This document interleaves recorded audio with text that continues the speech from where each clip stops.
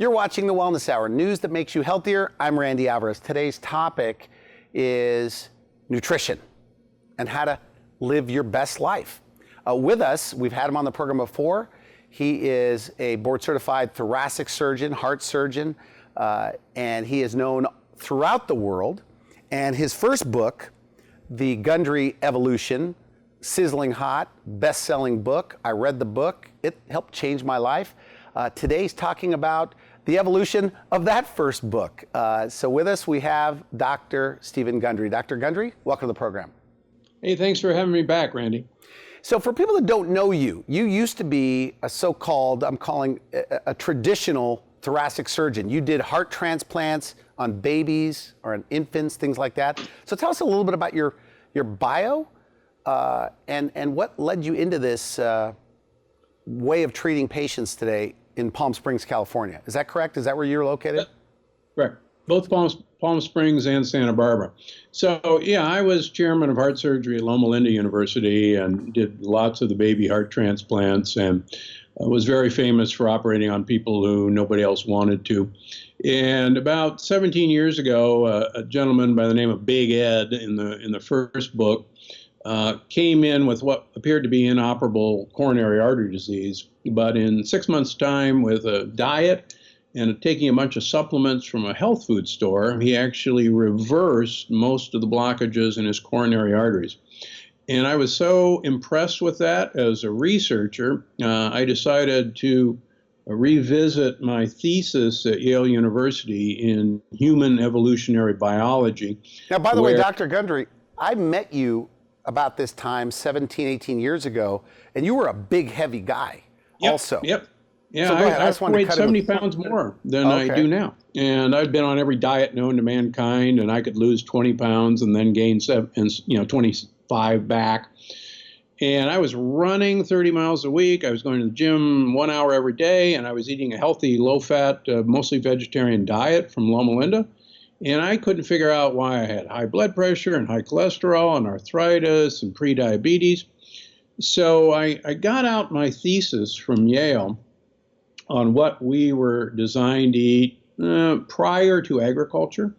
And I put myself on that program, and I started taking a bunch of supplements from the health food store. And I lost 50 pounds my first year, and I subsequently lost another 20 pounds.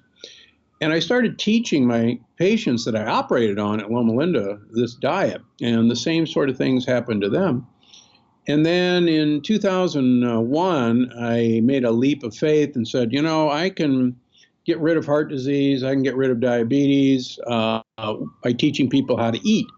So I resigned my position and came out to Palm Springs, and I set up an institute where I basically teach people how to eat to get rid of whatever they walk through the door with. So Dr. Gundry, so you were seeing reversals in plaqued arteries? Oh yeah, see it all the time. I've really? I published papers of 10,000 people with known coronary artery disease who have been followed for 12 years. And in those people, the incidence of a new event, a new stent, a new heart attack, a new bypass surgery, or death is only 2% over a 12-year period of time. Now, traditionally, in traditional medicine, we're excited that if they make it 3 years, only 50% of them have a new event. That's considered success. So we've basically shown with angiograms, with stress tests, that you can reverse coronary artery disease with food. What do your colleagues say about this? Other thoracic surgeons, cardiologists? Well, Dr. Mct Oz and I are friends, and he's a big fan. In fact, I'm going to be taping Dr. Oz's show next week, which will air very shortly on the new book. So I have a number of cardiologists who actually see me in Palm Springs. And I have a number of cardiologists that will refer what appear to be hopeless cases to me. And so far, we haven't been disappointed. And this book will help outline if somebody has a certain specific high calcium score or a carotid artery with calcium building up, that can actually dissolve and go away? Yeah, it's really fascinating. And there's a number of success stories that we profile in the book. But I've evolved from just treating heart disease to half of my patients now have autoimmune diseases, things like MS, lupus, rheumatoid arthritis, Crohn's disease. And a huge number of my patients have advanced cancer that we've been able to actually regress, which is, I wouldn't have ever believed it, but it's all outlined in the book, how we do it. Okay. And it's something that people can do. It's a doable thing.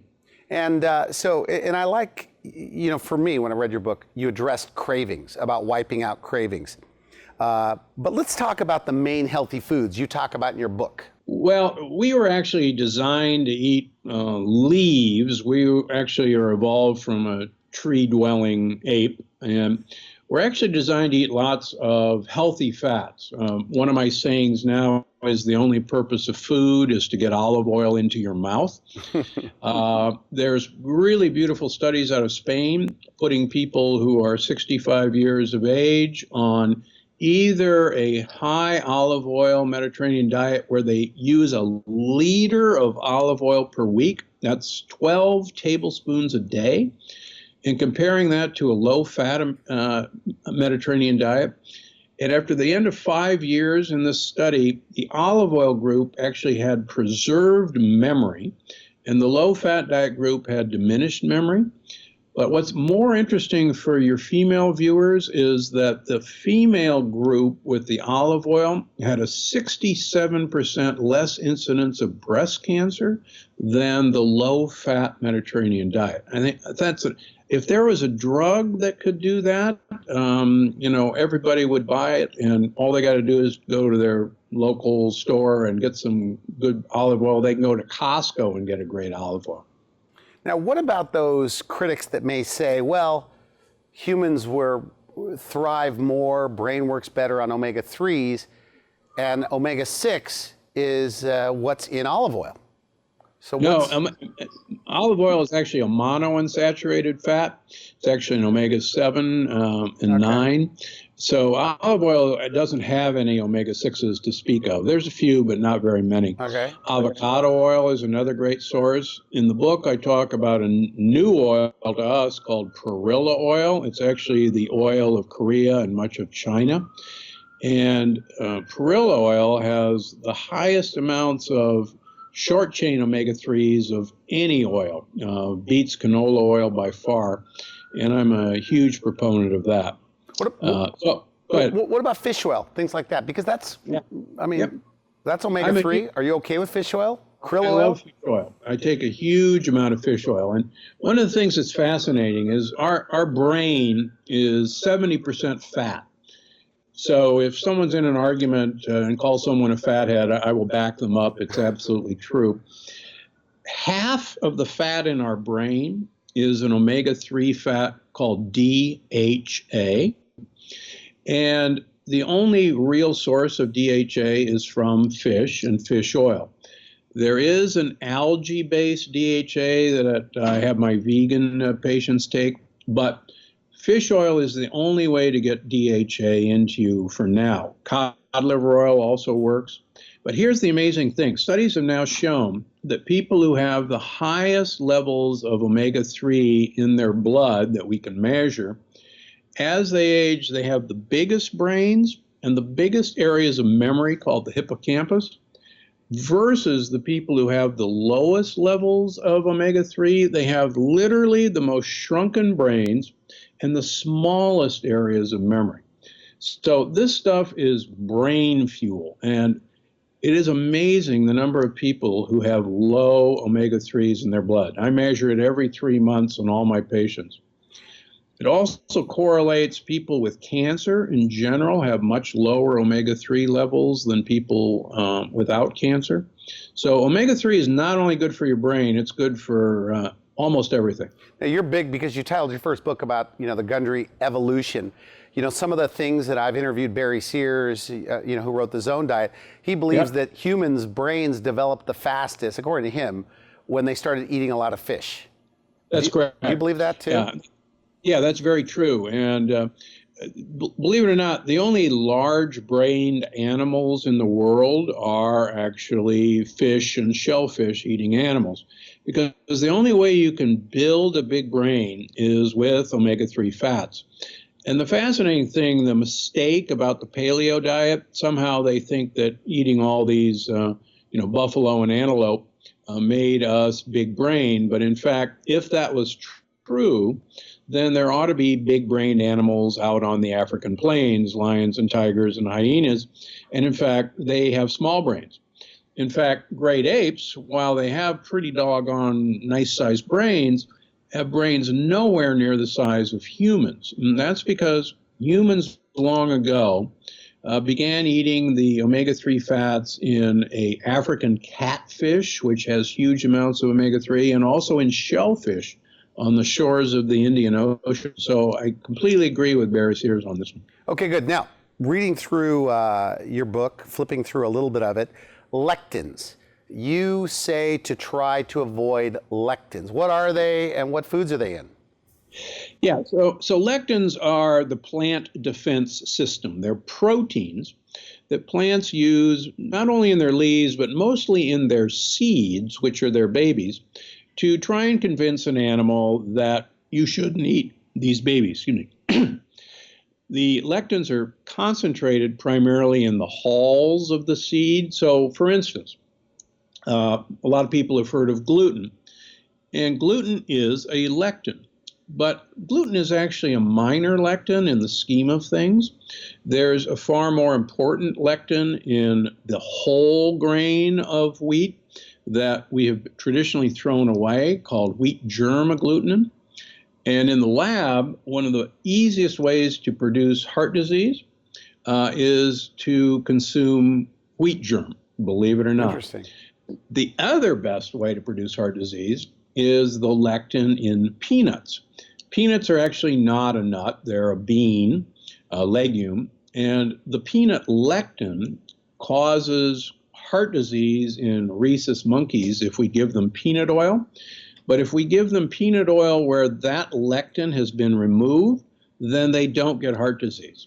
So, and in the book, let me cut in here. Let me cut in here for a moment, because so many people look at peanut butter as like a health food.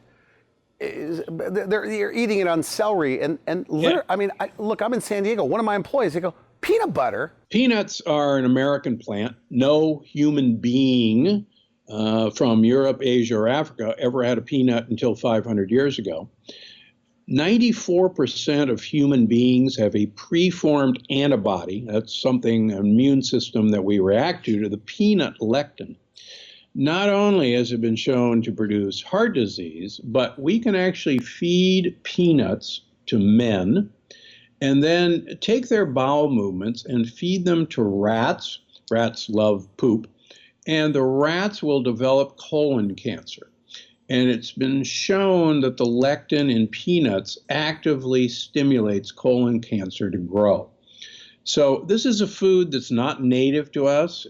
No American plant, like the nightshade family, like potatoes, eggplant, peppers, tomatoes, have lectins that we're not used to.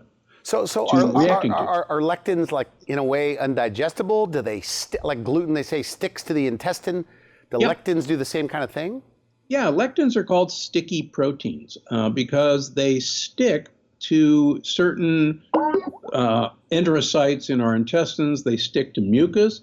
Believe it or not, if you get a runny nose after you're eating, it's actually because the mucus is there to attract the lectins in the food you eat and actually trap them.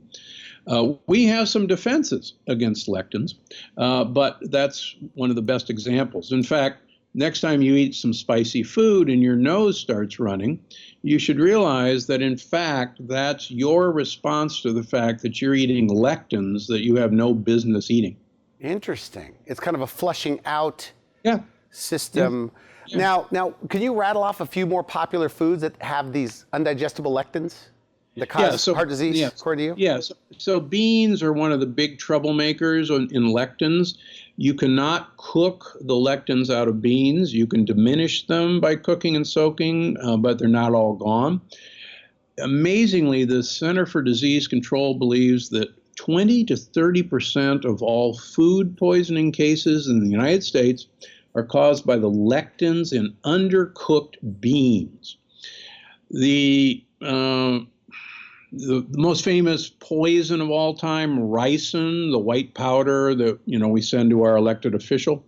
All right. Ricin is the lectin of the castor bean, and one molecule of ricin will kill a human being. So is this go for all beans, like garbanzo beans? I mean, if it has bean in it, don't eat it, you're saying. So yeah, unless they're pressure cooked. And if you pressure cook beans, they're perfectly safe. In fact, pressure cooking will destroy all lectins except the gluten molecule. Pressure cooking cannot destroy gluten.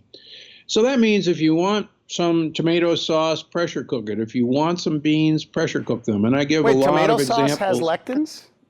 Pardon? Tomatoes have lectins? Oh, yeah. The skin and the seeds have lectins.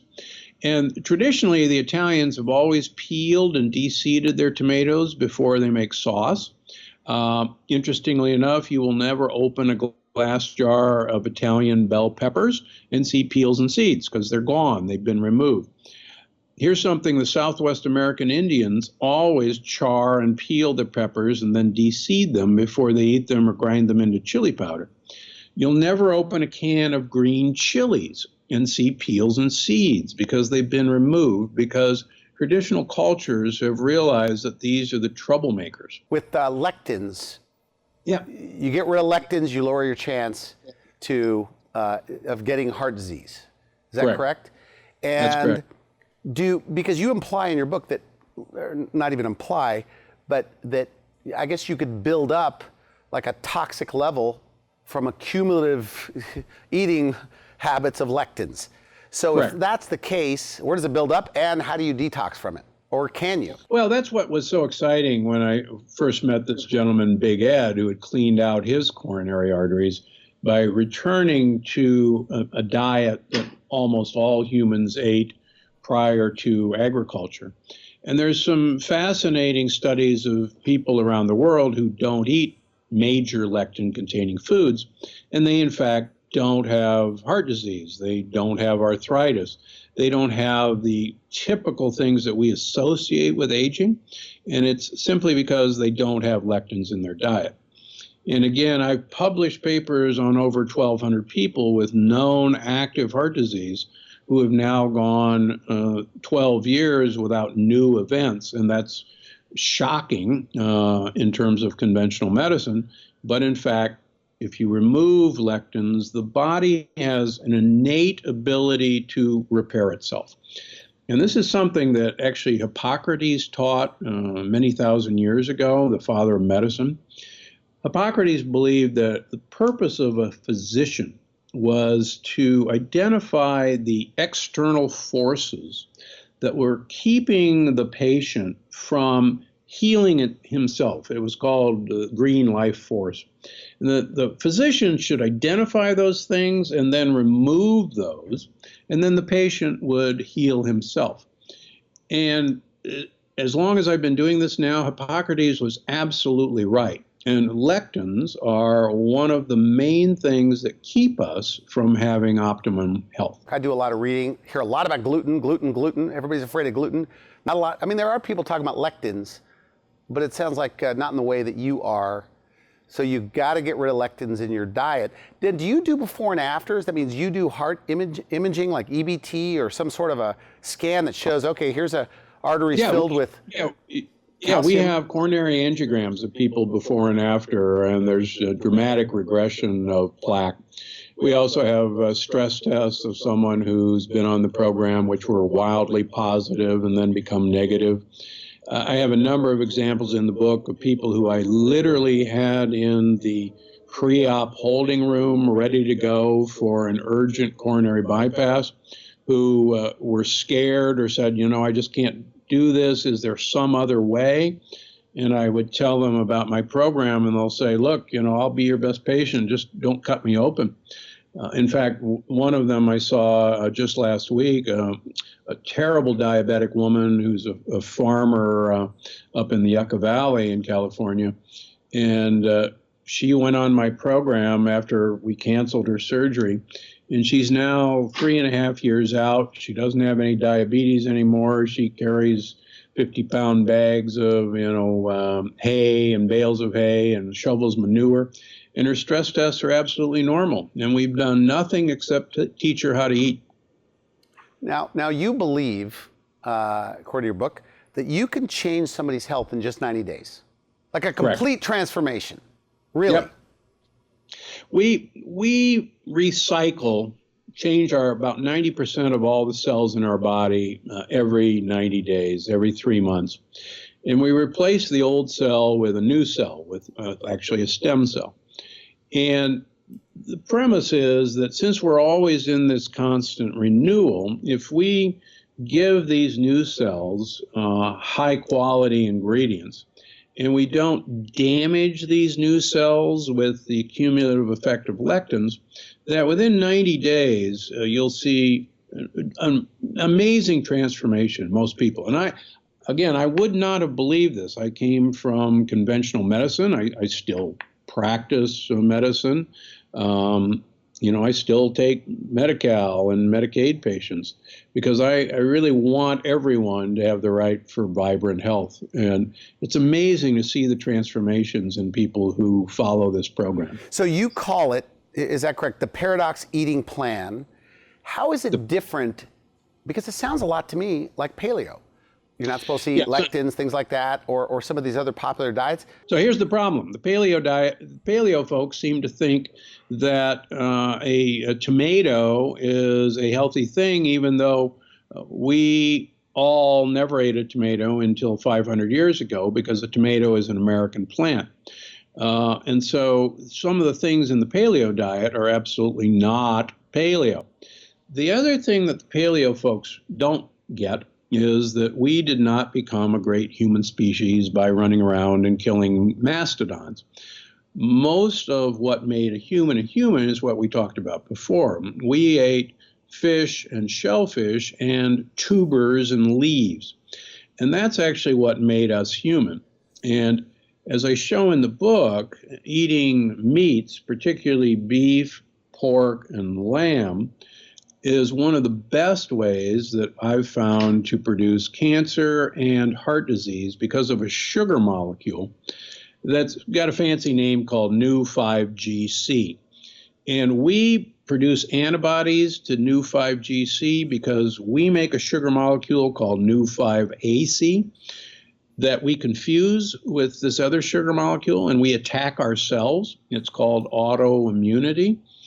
And there's very good data that the reason, quote, red meat causes heart disease is because of the sugar molecule. Now what about like organic grass-fed beef? We're not grain finished, but all they spent their whole life eating what they were supposed to eat, and they say that there's omega-3s in there. It's a great ratio, omega-3, omega-6. What are your thoughts on that? That's a good start. But the problem is, if you look at the blue zones, those people who have incredible longevity compared to the general population, the real factor that separates the blue zones from any other diet is that they eat very, very little animal protein. And even a fish and a chicken is an animal. And as I show in the book, you can actually show measurements of longevity called insulin-like growth factor. And the only way to lower insulin-like growth factor, which is what you want to do if you want good health long-term, is to limit animal protein and to limit sugars, and that includes fruit. And one of the most controversial parts of my book is that I tell people that fruit is candy and should be severely limited if you want to lose weight or if you want to live a long time. So fruit's not a good thing because they always pair fruits and vegetables. Eat your fruits and vegetables, eat your vegetables and fruits. So just eliminate the fruit part. There's actually been studies that show that very thing, what they've done is taken two groups of people, and one group ate lots of fruits and not much vegetables, and the other group ate lots of vegetables and not much fruit. The group that ate the fruit actually had a very high incidence of diabetes, and the group that ate the vegetables had a very low incidence of diabetes. The other thing that's important for people to realize is that if it has a seed, it's not a vegetable, it's a fruit. So a tomato is a fruit, a pepper is a fruit, a zucchini is a fruit, a cucumber is a fruit. And it was fascinating to me early on in my career in doing this that I would take cucumbers away from women who wanted to lose weight. And not only did they lose weight, but their cholesterol dropped dramatically. Because cucumbers have lectins. Cucumbers not only have lectins, but they're a fruit and they're pure sugar. And if you remember from the first book, it's the exposure to fruit sugar that actually tells us that it's summer and that winter is on the way and that we should be storing fat for the winter. One of the amazing things that people don't know is that great apes, gorillas, chimps, orangutans only gain weight during fruit season. And fruit season only happens once a year, even in the jungle. And so all of us are programmed to go after fruit whenever possible because our brain can't imagine that a 747 can bring blueberries to Costco in February from Chile. And so if we're eating fruit, it must be summer and we should be gaining weight for the winter. And we're programmed to look for fruit. But now we have fruit season 365 days a year. Okay, good. Now, we're short on time, and I have to ask you about the nutrients and supplements outlined in the book that will help you along the way. But what about cravings? Look, I'm going to, as a person that's been in and out of great shape, battling weight my whole life, I feel like I finally have it under control. I'm eating like this.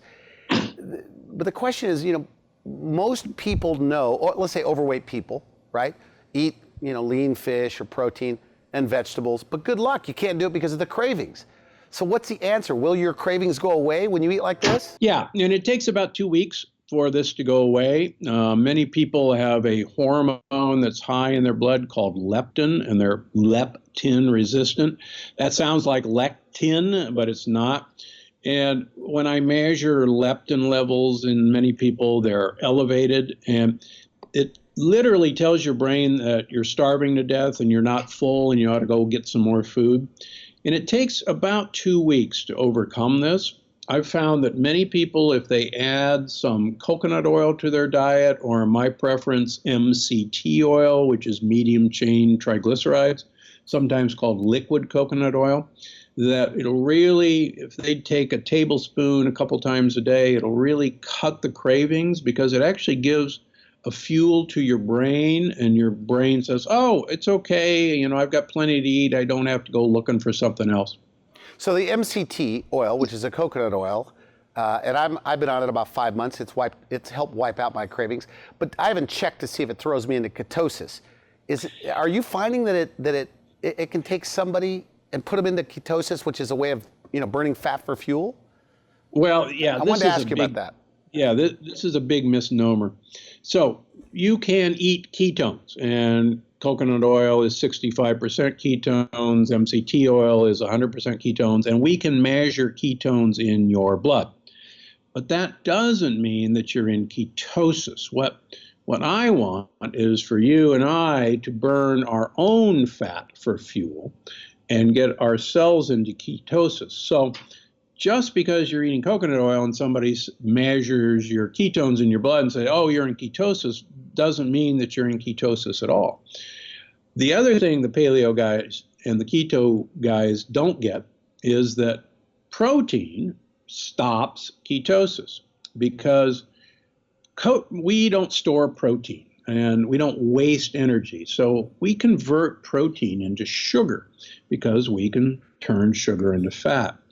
And so many of my patients who follow a ketogenic diet or an Atkins diet are never in ketosis because of all the protein they're eating. And so when I take protein away from them and just have them eat primarily fats, that's when they finally go into ketosis. So one of the biggest mistakes people on a ketogenic diet make is they're eating far too much protein.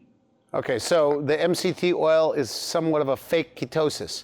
what you're showing It is, yeah, but it will keep your brain happy as you're beginning to cut back on, on foods. All right, and I know this is a big topic. We talked about lectins, we talked about these kind of things, and this is a big topic as outlined in your book. But so what are the nutrients, and supplements to make this all put it all together? So one of the things that I have done over the last 17 years is measure the effect of supplements, primarily called polyphenols and fish oil, on the flexibility of people's blood vessels and also on the stickiness on the inside of their blood vessels. And these can be done with laboratory tests or with machines that many doctors can get for their office. And what I found was that polyphenols actually make you dilate your blood vessels and stop the stickiness. And if we take polyphenols away, the blood vessels will stiffen and the stickiness will return. So last fall, by the way, for people that aren't as sophisticated as you are, polyphenols are found in plants. These are like phytonutrients, chemicals in plants. Right. They're phytonutrients that plants, primarily things that are dark in color, have high amounts of polyphenols. They're in the skins of berries. They're in red wine, for instance, resveratrol. They're in coffee. Okay. They're in dark chocolate, greater than 72% dark chocolate. They're in olives, for instance. They're even in olive oil. What about coffee? Coffee? Good coffee? Coffee's great for you. Okay.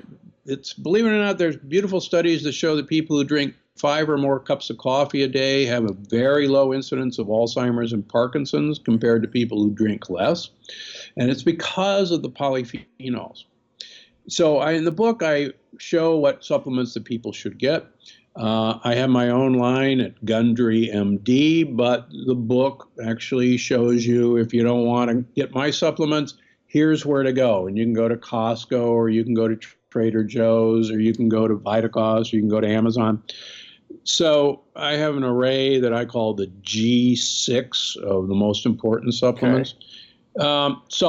But by the way, on these phytonutrients, when I last interviewed you a while ago, you said that these powders, like a green drink powder, is great, or almost as good as like having a bunch of broccoli or having crushed broccoli. How could that be? How could this powder stay 30 days, 60 days, 90 days in your shelf and not go bad? That's the part I can't seem to get. Well, again, these are actual chemicals. They're not the living part of the plant, but these are phytochemicals that are capable of being preserved. But your viewers need to know that most green powders contain some really nasty lectins in wheatgrass and barley grass, and a lot of them have tomato powder in them. Oh. So I actually designed my own green powder called Primal Plants that eliminated those because I couldn't find one on the market that didn't have these nasty lectins in them. So, plant phytochemicals, polyphenols, are storageable. We've actually shown that they're still active sitting in our proprietary jar for 6 months after we package them. And we actually have to prove to the FDA that some of our ingredients are active after 6 months, because people are going to, buy several containers and store them. And so we go through a rigorous process to prove that these active ingredients are actually there. What about red drinks? Because some of the great stuff, but it's like sugary. Well, yeah, and that's why I invented Vital Reds, which is my most popular supplement. Vital Reds is basically pure polyphenols, along with the only proven probiotic that actually gets into the gut. It's a spore called BC30. Most probiotics are pretty worthless. They're destroyed by stomach acid. BC30 is one of the only few that gets into the gut. So, a red powder should have large amounts of polyphenols. And that's actually why I invented Vital Reds, because I wanted to have people get the polyphenol benefit of fruit, but without all the sugar that accompanies fruit. Okay, who should read your book? Like when you wrote your book, in your mind, who do you want to really take advantage of this book? Is it for the more sophisticated? Is it for the person trying to reverse heart disease? Is it for the person trying to prevent heart disease? What is it? or just all of the above. It's written in a conversational style. I have a huge number of references to back up what I say, but it's written as if you walked into my office and I started chatting with you. I have a number of patients who are Hispanic, who speak only Spanish, and a lot of examples in the book how they've been able to do this without speaking or understanding a word that I said. This is something that's doable with a high school education or with a PhD or MD. The principles apply to everybody, and the longer I've been doing this, the more I realize that almost all of our health issues stem from eating lectins, and also on some of the what I call the 7 deadly disruptors that have totally destroyed our microbiome, the gut bugs that have kept us healthy for millions of years. So lectins, would you put lectins as more dangerous than gluten? Yeah, gluten is actually a minor lectin. What we forget is that there are societies that have been eating gluten as their preferred protein for a very long time. Indonesia uses a pure gluten called seitan or seitan as their meat of choice, and they don't have the issues. Remember that the French eat white bread and white baguettes. The Italians Yeah, but eat I'm always told that they're preparing it differently. Yeah, well, they're been getting rid of the major lectins, which are in the hull. That's why most cultures eat white bread and white pasta. The idea of an Italian eating whole wheat pasta is just so crazy, I still can't get around it. I mean, look at it this way. 4 billion people use rice as their staple, yet 4 billion people go to the trouble of taking the hull off of rice and eating it white, even though everybody knows how good brown rice is for you, because the lectins are in the hulls of grains, and cultures have been throwing the hull away until we started this craziness of whole grain goodness. And it's really been in the last 50 years where we've been pushed to eat whole grains that we've seen our health deteriorate, because the whole grain has most of the lectins. So the 7 grain, 10 grain, the more the grains, that you want to run from those. Is Absolutely. that right? In fact, in the book, there's a lady who started eating Dave's Killer Bread, and her autoimmune disease went wild, and I couldn't think of a better thing to name a bread as Dave's Killer Bread, and because it's a killer. You like brown rice over white rice, but then some people say, I like white rice. You like white rice. Yeah. Then there's arsenic supposedly in brown rice. Yeah, and I don't want people to eat rice anyhow, but if they're going to eat rice, get white basmati rice from India. Believe it or not, our basmati rice is a different strain. You mentioned good fats, right? And we skipped this one, and I'm curious what your thoughts are. Ghee butter, like this special butter. Yeah, so ghee has had the casein removed, and casein is casein A1 is a protein that I talk about in the book that's actually a major lectin-like protein. So if you're going to use butter, you should use ghee, or use butter from France or Italy or from goats and sheep, because they don't contain the casein A1. But in general, I'd much prefer people use more healthy fats like avocado or avocado oil or olive oil. And macadamia nut oil is spectacular. And then there's a fat that I introduce people to called perilla oil, the fat of Korea and much of China, which is amazing stuff as well. In your book, it's all laid out for you, recipes, what supplements to take, foods to avoid, and it's as much of a weight loss book as it is a prevention book. Because I guess when you eat like this, everything gets better. Blood pressure goes down. Your memory gets better. I mean, now vitamin D? You haven't talked about vitamin D. People are all hyped up about vitamin D. So I don't want to here's the deal with vitamin D. Most Americans are deficient in vitamin D. 80% of Southern Californians are deficient in vitamin D. There is, quite frankly, no such thing as vitamin D toxicity. Dr. Hollick from Boston University, who's the world expert on vitamin D, has only seen it once in his career, and that was in a doctor who mistakenly was taking 1 million international units a day for 6 months. I personally run my vitamin D level greater than 120 nanograms per milliliter. I think anybody with cancer... So how much are cancer... you taking to get that?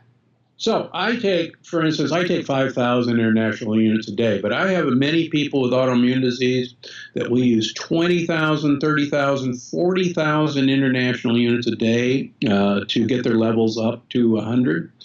And here's a shocker. If I feel like I'm getting a cold or a bug, I'll take 150,000 international units of vitamin D 3 days in a row, as well as 8,000 milligrams of vitamin C 3 days in a row, and it knocks it right out. Vitamin D is an amazing antiviral compound.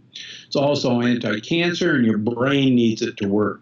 Now, what about the sun? Do you have to have a little bit of sun combined with vitamin D? I read an article about this, that you got to do a little bit of both. It's really, really, really hard to get enough vitamin D from sunlight. And I've had people who come in with deep tans, and their vitamin D is less than 20.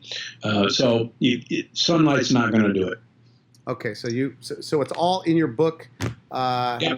Final message. Final message is somebody that has been diagnosed. Maybe they were told you need a stent, you need bypass, or you're going to die. What do you say to them? It's early stage for them. Yeah, it's funny. I now have people 12 years later who were told that, and I took them on, and they took me on, and they still walk into my office every day, and they're clearly not dead. This is not for everybody. You have to realize that you should listen to your cardiologist or your heart surgeon, but there are many people who don't realize that if I put a stent in you, the rest of your blood vessels are full of crud. And it's just a matter of time, unless you change what you do, that the next stent will go in, or the next bypass will go in, or a stroke will happen. Now, before you reached enlightenment, I'm going to call it, 20 years ago, 19 years ago, on my show, you said that a bypass was like building a bridge over troubled waters. Has your philosophy has completely changed since then? So what I want to do is swallow the equivalent of Drano and clean out our clogged pipes naturally with food and supplements. Wow, that's good. Dr. Gundry, always a pleasure to have you on the show. Good stuff. And where do they get your book, and how soon could they get the book? What are some of the best places? They can pre-order on Amazon or Barnes & Noble right now. Actually, it's an amazing price on both sites. It'll be in bookstores on April 25th, The Plant Paradox. Okay. Now, what about an audiobook? Are you going to do that, I hope? Yeah. There's an audiobook. It's on Kindle. The audiobook will be available on April 25th as well. Okay. Great, Dr. Gundry. Thank you so much for coming on the program. Always a pleasure to see you, Randy, and good luck with your show. You've been watching The Wellness Hour. I'm Randy Alvarez. For now, I wish you good health.